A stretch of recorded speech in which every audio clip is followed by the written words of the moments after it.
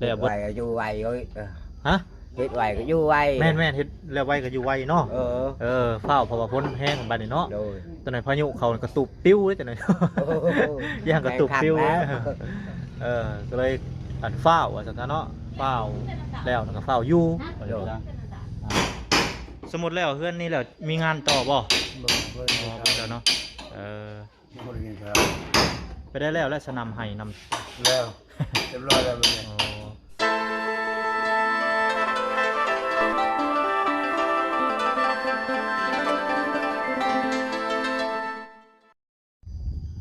น้องพี่น้องเปิดภาพมาเมื่อนี้ก็อยู่ที่บ้านพอตู่7 ปีหรือว่าพอตู่อเลียคือเก่าคือเดิมน้องพี่น้องเนาะเนื่องจากมือเช้านี่ฝนตกไปน้องเนาะจนว่าเที่ยงโอ้ตอนนี้ก็เป็นเวลาอยู่3 โมงแล้วไปน้องเนาะฝนฮักกะเช้าฮักกะเอื้อนโพดโพไปน้องเอ้ยโพดว่าตกกระเดียกกระดอเนาะ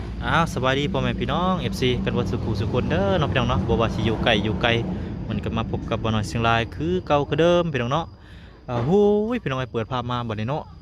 แล้วไว้ลีพี่น้องเอ้ยเมื่อวานนี่ได้ด้านเดียวเนาะด้านข้างนั้นแหละ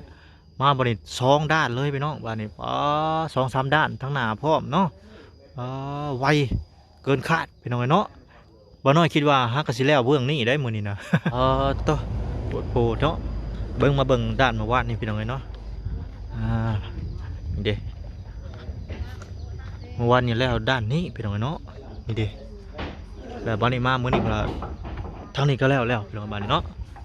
มาเบิ่งอีกด้านนึงพี่น้องเนาะตัวจังนั้นจะขึ้นไปเบิ่งอยู่เทิงเนาะพี่น้องเนาะเดี๋ยวมาพูดมาคุยกับทางตู้เพิ่นก่อนพี่น้องเนาะสบายดีเด้อทางนี้เด้อสบายดีบ่ทุกคนสบายดีตู้ฝนตกบ่เช้านี่ตัวฝนตกฝนทำเนาะมื้อนี้บ่ได้ไปสวนบ่มื้อนี้ยังบ่ได้ไปหักสิไปซื่อๆหักสิไปอยู่มื้อนี้เนาะหรือว่าไปอยู่บ่ได้ไปบ่ได้ไปแล้วพักอยู่เฮือนนี่พักมื้อนี้เนาะพักฝนตกเบิ่งเฮือนเบิ่งซ่านโอ้แล้วไวเนาะสร้างนี่เนาะเพิ่นเฮ็ดเมื่อวานฮักก็แล้วด้านนี้มามื้อนี้แล้วบ่ไวก็อยู่ไวเอ้ยฮะเฮ็ดไวก็อยู่ไวแม่นเฮ็ดแล้วไวก็อยู่ไวเนาะเฝ้าเพราะว่าพ้นแห้งบัดนี้เนาะตอนไหนพายุเขากระตุกปิ้วเลยตอนไหนย่างกระตุกปิ้วก็เลยอันเฝ้าว่าจังซั่นเนาะเฝ้าแล้วก็เฝ้าอยู่แล้วก็สิมางแล้วบ่สมมุติว่าเฮือนแล้วนี่สิมางแล้วบ่ก็ตอดตอนนี้มางแล้ว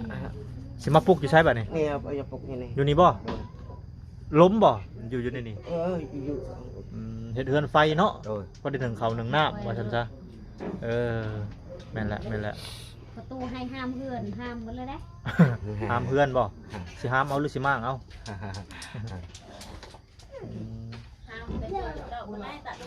เสานี่คักเนาะเอาหนอดจับเอานี่เด้เป็นผนักโอ้คักเลยเบิ่งนี่พี่น้องเสารุ่นนี่คักเลยจับหนอดเลยบ่ให้ติ้งไปใช้โอ้คักไปหน่อยนี่เด้หนอดมันเรื่องนี้พร้อมจับเป็นเสาเลยเห็ดโอ้คักรุ่นถ้ากันเคยเห็นที่ดังเลยรุ่นนี้คักกระดินเสาเนาะใช้สวนเจ้าอยู่ไกลบ่ใช้4ลูกมีเพิ่มไปแห้งเนาะเมื่อวานเห็นเพิ่นถือผ้ามากับลูกหลานเราเป็นยังไงครับภาษาเพิ่นกำลังเล่นมือเนาะจะขึ้นไปเบิ่งแล้วบ่ขึ้นไปเทิงแล้วบ่ขึ้นไปเบิ่งแล้วเนาะด้านนี้ก็แล้วหรือยังด้านนี้ทางนี้แล้วตุด้านนี้ยังบ่แล้วเบิ่งขึ้นไปเบิ่งโอ้โทษแล้วเรียบร้อยทางนี้ก็เลยพี่น้องเลยโอ้หลุดเร็วทันใจ3-4 ด้านเลยเดี๋ยวขึ้นไปเบิ่งขังเทิงก่อนเด้อเดี๋ยวจะลงมาลินนำขึ้นไปเบิ่งขังเทิงก่อนเป็นยังไงเนาะโอ้หลักละเราก็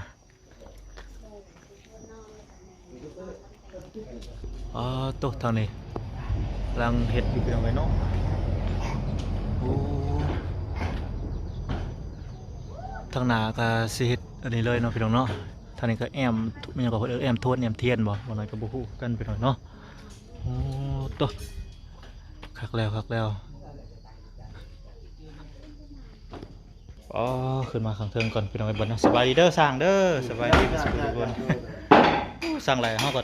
ผลึกแห้งเลยสวัสดีสร้างแหล่ปอคือไวแท้นี่เนาะปอมาเมื่อวานเฮาก็แล้วข้างนั่นมาบ่นี่ก่อนแล้วเบิดเลย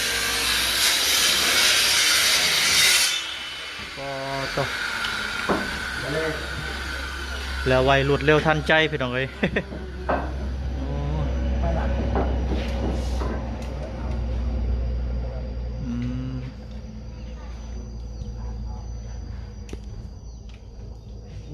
คักแล้วไปเลย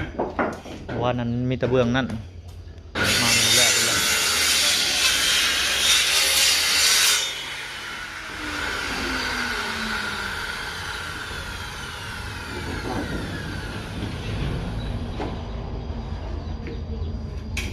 มันไปลูกนั่นไงล่ะ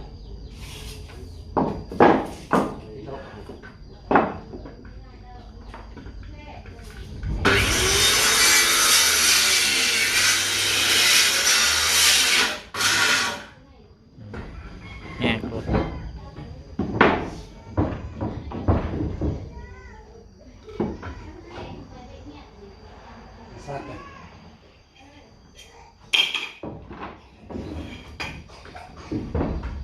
โอ้เสียวเท่นะ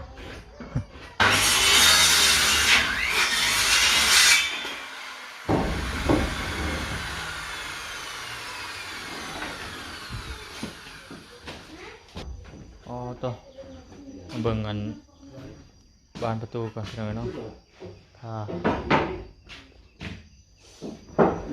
ขี้ฝุ่นไปแล้วเนาะขี้ฝุ่นถือ ขี้ฝุ่นปิวใส่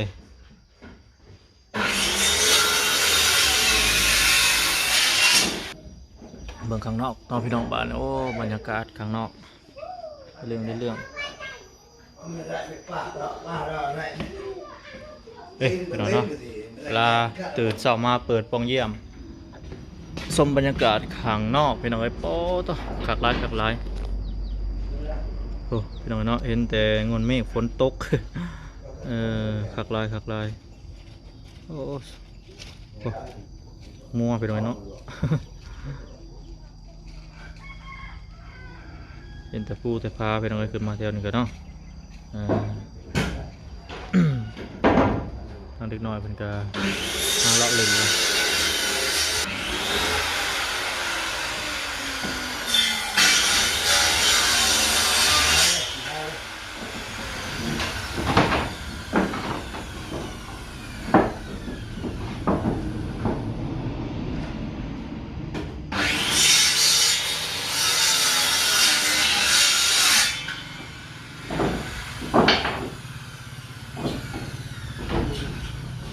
ใครตะบอแดดเราพาพี่น้องไปสร้างเลยแดดยังฮ้อนอีกแล้ว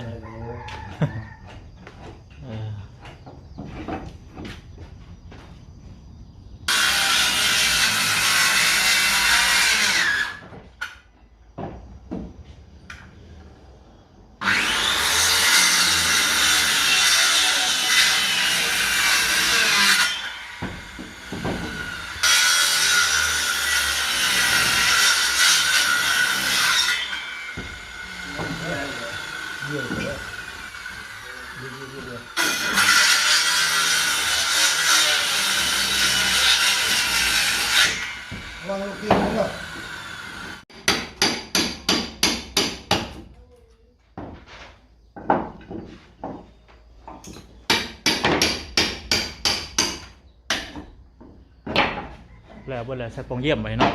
ใส่ปองเยี่ยมแล้วเฮ็ดอะไรต่อบัดนี้ ขันห้องเลยป่ะ ขัดห้องอีกเนาะขัดห้องแล้วก็ ขันห้อง เออ มันได้เลย อ๋อขัดห้องแล้วได้ก็แล้วตอนนี้ก็เป็น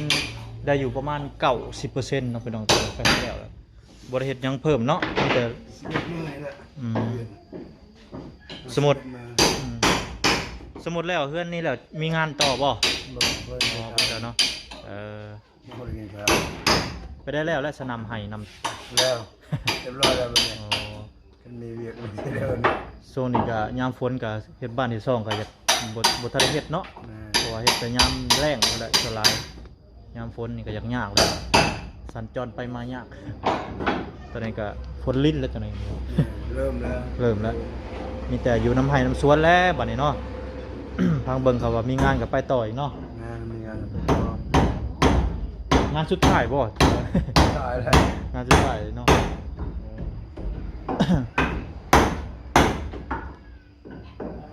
โอ้มาชกเขานี่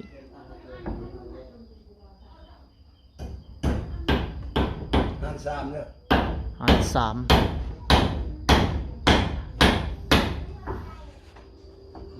มุงบนบันไดพี่น้องเอ้ยมุงบันไดลง เราเอิ้นบ่มีหรอกมันบันไดเด้ ฮะ บ่แล้วเอิ้นบ่มีหรอก โอ้แนวมุง โอ้มีแต่ละนี่แหละ มันดอกเลยเนาะมันดอกมันอันเปื่อยแล้วมันถึงหน้า ประ ค ตู น เลยแหละ อ๋อแต่ละหลังมันมีแต่เฮือนเล่านี่บ่ มีเรือนเราเลย โอ้เออ เรือนน้องเอสเรือนนั้นก็บ่มีรถนะบ่บันไดมึง แม่นๆมีก็ดีเนาะพอมีแล้วดีได้พี่น้องเอ้ยโอ้มันจังบ่บ่ฮักบ่เจือนถึงน้ำฝนหลายกระดอกก็เล่นอยู่ งามเหมือนประตู โอ้ประตูว่าได้จัดหนักเต็มเลยนี่ ประตูรถเลย ประตูอาดีอ่ะเป็นประมาณ7 ปี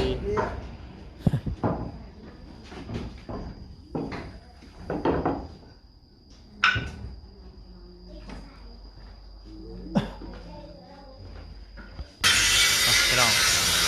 แต่ร้ายขนาดเพื่อนประตูเนี่ยเป็นมิติร้ายขนาดบนกลางฝนบนบันไดลงพี่น้องเนาะอย่ามันเปียกมันเปื้อนแล้วมันดอกมันหักอะไรไปหน่อยเนาะ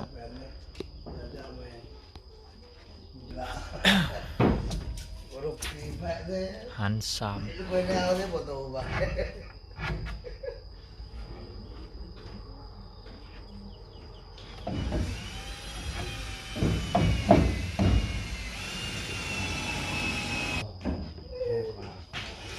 ดันเลย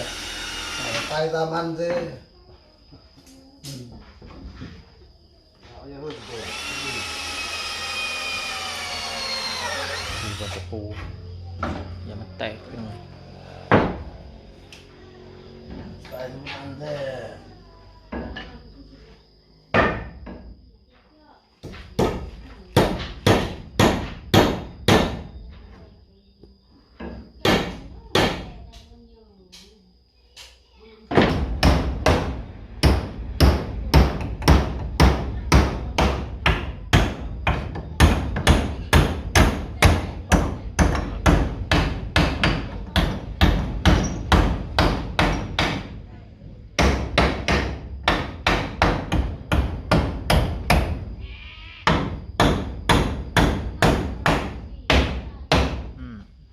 เขาเรียบร้อยในเรื่อง ไอ้ก็จับเกียร์กันจับเกียร์กันจับปาดนะ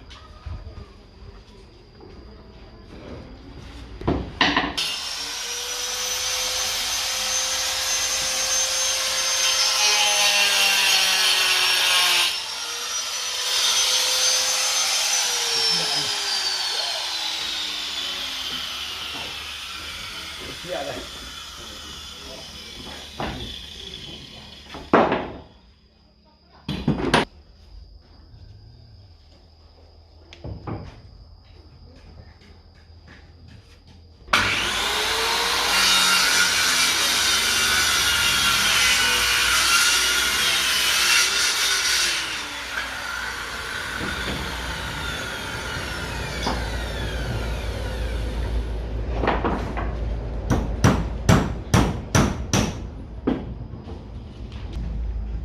โอ้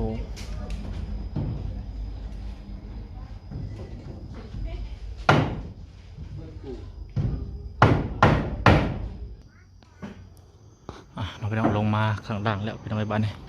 มาเบิ่งข้างล่างเนาะ อ๋อตัวพี่น้องเนาะเดี๋ยวเป็นนั่นน่ะเลยครับรีพี่น้องเนาะเรือนประตู7 ปีพี่น้องเนาะมีบอลมุงทรายคาน้ำเนาะเห็ดทรายคาน้ำหน่วยมันดอกหรือว่ามันหักไวเนาะโอ้คักเรือนประตูอันนี้ก็ได้เรื่องอยู่ได้พี่น้องเลย อืมเนาะพี่น้องสำหรับบ้านพอตู้นี่โอ้เนาะพี่น้องเนาะยังแต่คันห้องเนาะพี่น้องคันห้องใส่ปล่องเยี่ยมแล้วก็ใส่บันไดเนาะพี่น้องเนาะตอนนี้ก็ถึงว่าเป็น90%แล้วเนาะพี่น้องเนาะตอนนี้ก็โอ้สิแล้วได้พี่น้องเนาะโอ้ต้องคักๆพี่น้องเชิญซาเรา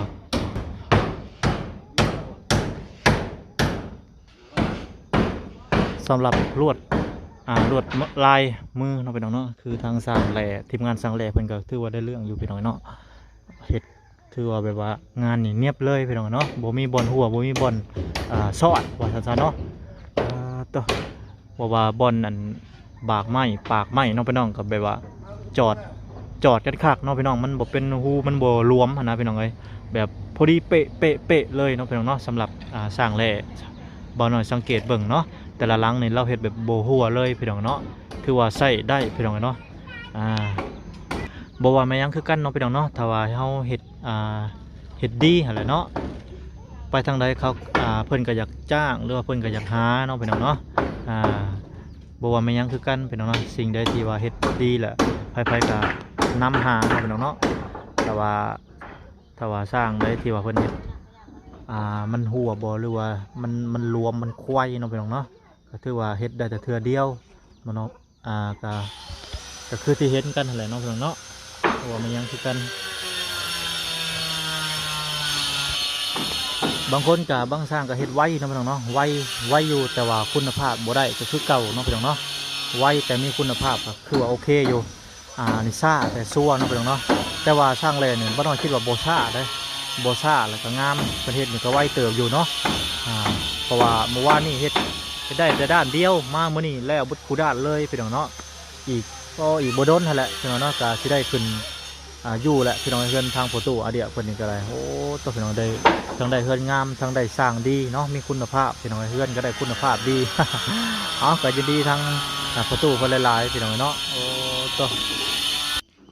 มาเบิ่งด้านนี้พี่น้องเนาะก็อยากคือแบบอันนั้นถ้าพี่น้องมาทางนี้อยากเบิ่งอยากคือวัด อยากคือวัดแท้มาทางนี้แต่ก็งามเลยพี่น้องเนาะเบิ่งทางนี้ก็ได้พี่น้องเลยโอ้เราเห็ดกากะลีนี่เนาะเป็นมิติ บ้านมีลวดลายมีแบบงามเลยพี่น้องเนาะเป็นเฮือนใหม่คือตัวอย่างเนาะพี่น้องเฮือนสวนบ่เฮือนส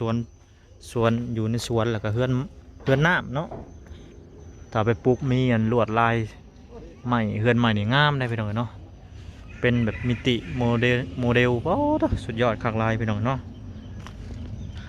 โอเคเนาะพี่น้องคลิปนี้กับบ่มีหยังหลายมื้อนี้ก็มาอัปเดตเฮือนซานบ้าน2ของพอตู้อาเดียหรือว่าพอตู้7 ปีหั่นแหละพี่น้องเนาะก็ท้าเบิ่ง EP ต่อไปเนาะพี่น้องว่าเพิ่นสิแล้วมื้อใดมื้อยังอีกมื้อ1 2มื้อบ่หรือ3มื้อ4มื้อก็ถ้ารอเบิ่งนํกันเนาะพี่น้องเนาะว่าเพิ่นสิเฮ็ดไว้ส่ำใดเนาะทางสร้างแหละเพิ่นนี่ก็ได้พอตู้อาเดียเพิ่นก็สิขึ้นมื้อใดมื้องามยามดีก็ให้เพิ่นเลือกขึ้นเฮือนว่าซั่นเนาะมื้อใดก็เพิ่นสิย้ายกระต๊อบมื้อใดก็เดี๋ยวถาเบิ่งนำกันพี่น้องเนาะสำหรับคลิปนี้ก็ทางบ่น้อยขอโตไปก่อนเอาไว้คลิปหน้าจะพบกันใหม่สำหรับคลิปนี้ขอกล่าวคำว่าสบายดีพี่น้องสบายดี